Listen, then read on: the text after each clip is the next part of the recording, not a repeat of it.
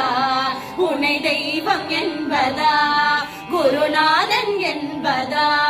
என்னை பார்த்து பார்த்து வளர்ப்பதனால் அன்னை என்பதா